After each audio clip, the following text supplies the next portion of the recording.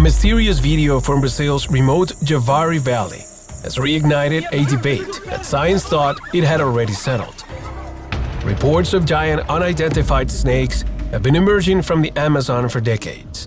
And while scientists insist that Titanoboa went extinct millions of years ago, one question keeps coming back. Could it still be hiding somewhere in the depths of the Amazon? But to understand whether a creature like this could still be out there, you first have to understand what it actually was.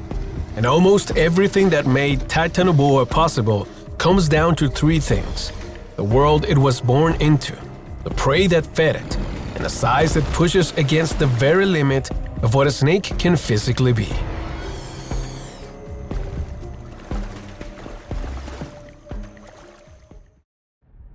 Let's start with where it came from. In 2009, deep inside the Cerrejón coal mine in northern Colombia, one of the largest open-pit mines on Earth, paleontologists pulled a set of fossilized vertebrae from rock that had formed roughly 60 million years ago. According to the team that described them, the bones belonged to a snake unlike anything alive today. They named it Titanoboa cerrejonensis, and the numbers they reconstructed from those vertebrae were almost difficult to believe. Estimates placed it at around 42 feet long, with some reconstructions pushing towards 50, and a body that may have weighed more than a ton. At its thickest point, it is thought to have stood roughly waist-high to a grown adult, not coiled, simply lying flat on the ground. This was not a bigger anaconda. By every available measure, it was the largest snake the fossil record has ever produced. And if questions like that one are the kind that pull you in, this is the channel built around them. Worth subscribing before going any deeper, because the strangest part isn't the size, it's what the size reveals. Because a snake cannot simply decide to be that big. A snake is cold-blooded. It cannot generate its own heat the way a mammal does. It has to borrow it from the world around it. And the larger a cold-blooded animal grows, the more warmth it needs from its environment just to keep its body running. Which means a snake the size of a Titanoboa is not really a snake at all. It is a thermometer, a reading of the world it lived in. So researchers ran that logic backward. According to a 2009 study led by paleontologist Jason Head, a snake of that size could only have survived if the tropics it lived in were dramatically hotter than they are today. Somewhere around 86 to 93 degrees Fahrenheit as a yearly average, several degrees warmer than the modern Amazon. The world that followed the death of the dinosaurs was a greenhouse. Steaming, swollen, choked with rivers and rainforest, and warm enough year-round to sustain a reptile that could be physically impossible in the climate we live in now. That is the first thing to understand about Titanoboa. It was not built for our world. It was built for a hotter one. And that single fact will matter enormously by the end of this. But a furnace of a climate only explains how a snake that size could stay alive. It does not explain how it got enough to eat.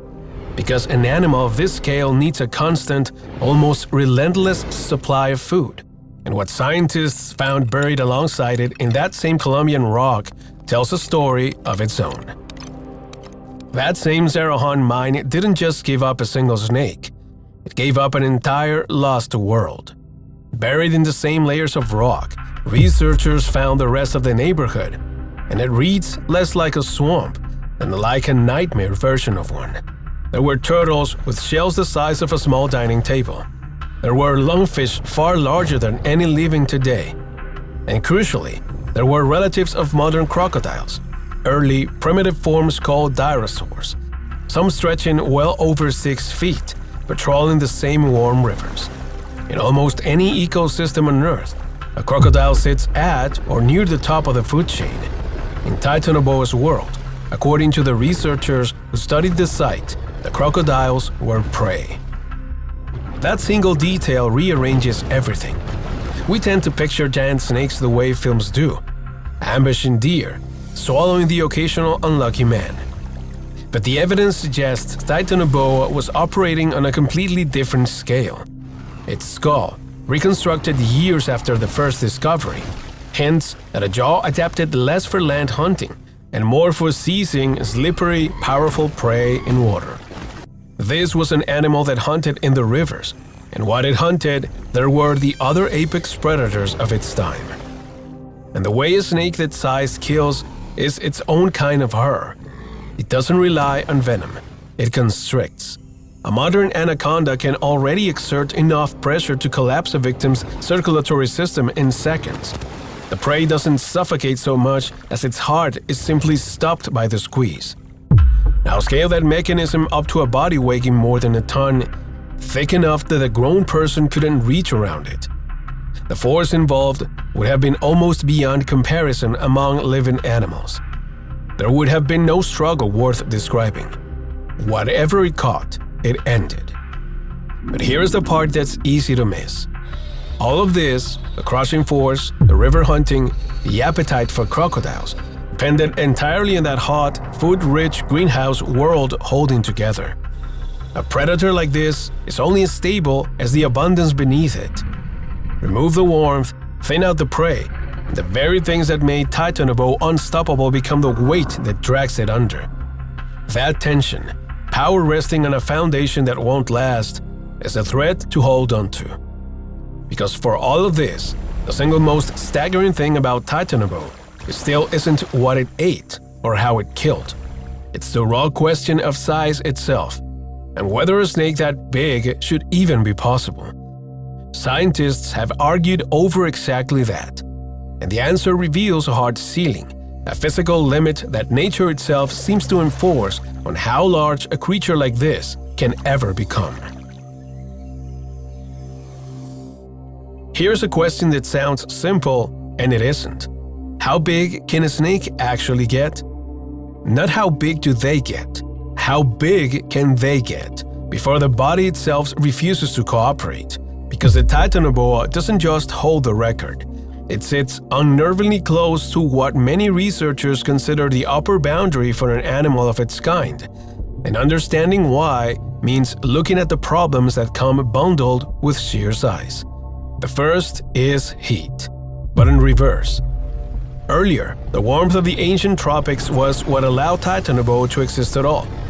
Yet the same body that needs heat to function can also struggle to shed it.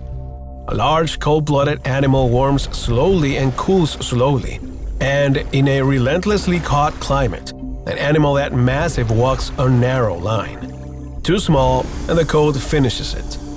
Too large, and it risks overheating in the very world that made it possible. Titanoboa sat in the narrow band where the climate was warm enough to sustain it, but not yet warm enough to cook it. A window that, by the logic of the original study, was remarkably specific. Then there is the structural problem. A snake has no limbs to carry its weight. The entire animal is, in effect, one long muscle and one long spine. Scale that up past a certain point and the physics start to fight back. The skeleton has to support more mass, muscles have to move more body, and the energy required to do anything at all climbs steeply. There comes a size where a snake would spend more energy hauling itself around than it could ever recover from its prey. Titanoboa appears to have lived right at the edge of that equation, large enough to dominate everything around it, but likely near the limit of what the design of a snake can physically sustain. Which lead to the conclusion that matters most for everything that follows. Titanoboa was not a creature that could exist anywhere, at any time, given enough years to grow. It was the product of one extraordinarily specific set of conditions: a hothouse climate, an abundance of large prey, and a precise window of physics, all lighting up at once. Pull any of those away, and the giant doesn't shrink, it vanishes. And that is exactly what the fossil record shows happened. Titanoboa didn't fade slowly into smaller and smaller descendants. It disappeared. Which raises the question this whole story has been circling from the very first second. If it vanished so completely, could anything be left? And why are people, even now, Still convinced they've seen one? So, if the Titanoboa vanished that completely, why does the Amazon keep handing us stories that refuse to die? To answer that, it helps to look not at the legends first, but at the people who went looking and what they actually came back with. The most serious attempt belongs to a father and son team from Northern Ireland, Mike and Greg Warner. Mike had been chasing reports of giant reptiles in the Amazon basin since the mid-80s. According to their own expedition report, satellite imagery of 2 sites in the Peruvian Amazon led them to mount a full expedition in March of 2009. Based out of the jungle city of Iquitos, running aerial surveys over the stretch of river where the Napo meets the Amazon. The locals there had a name for what they were hunting. They called it Yacumama, Mother of the Water, black snake said to grow far beyond the size of any anaconda. And this is where the story tightens.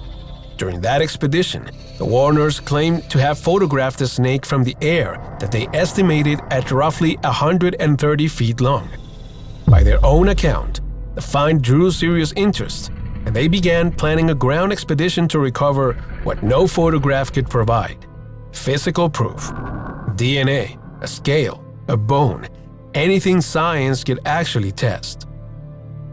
That harder evidence never materialized. What remained was a distant, disputed image and a set of conclusions the wider scientific community never accepted. It's worth being clear about why. 130 feet is not simply large. It is more than 3 times the length of the largest Titanoboa ever reconstructed, and well past the physical ceiling we just spent this whole story establishing. A snake that size, by everything the fossils and the physics tells us, should not be able to exist.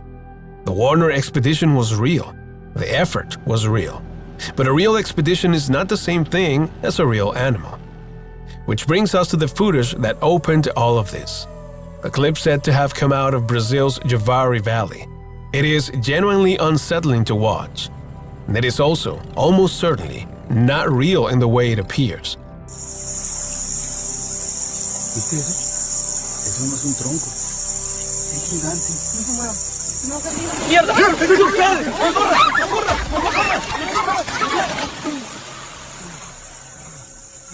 The most likely explanation is the simplest one available in this particular moment in history.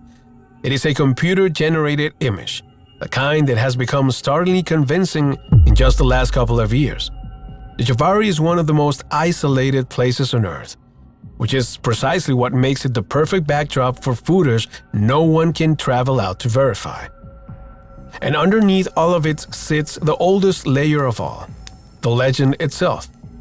Long before satellites or expeditions, the peoples of the Amazon spoke of the Yacumama and the Cerrejón, enormous serpents that carved channels through the forest and dragged the waters behind them.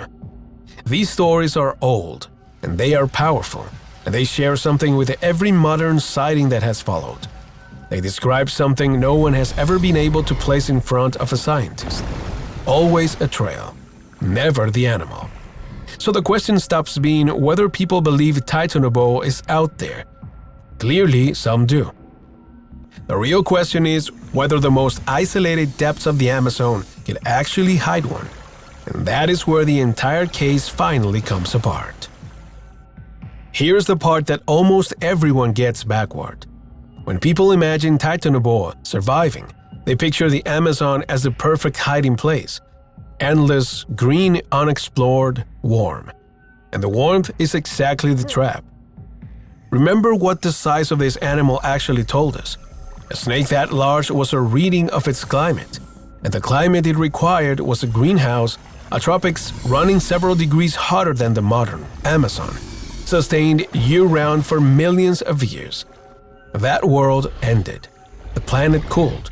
And the rainforest we call hot today is, by Titanoboa standards, simply too cold to run an animal of that size.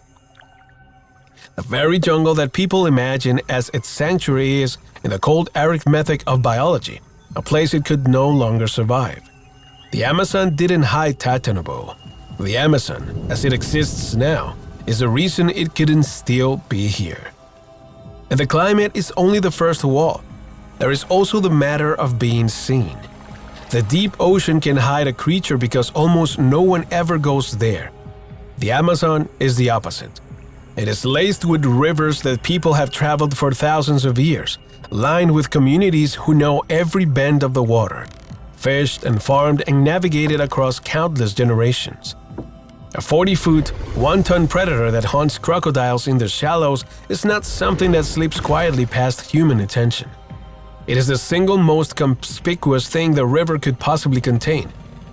A living Titanoboa wouldn't be hard to find. It would be impossible to overlook. Then there is the trail that it would leave. The same trail every real animal leaves, and this one never has. No shed skin of impossible size. No fresh bones. No carcass washed onto a bank after a flood. No kill too large to be anything else. After more than 2 centuries of naturalists, settlers, fishermen, and scientists moving through that basin, the giant has left exactly nothing. And an animal that needs that much food, that much warmth, and that much space does not leave nothing. It can't. So the picture finally resolves, and it is stranger than the myth ever was. Titanoboa was real, more staggering than any legend.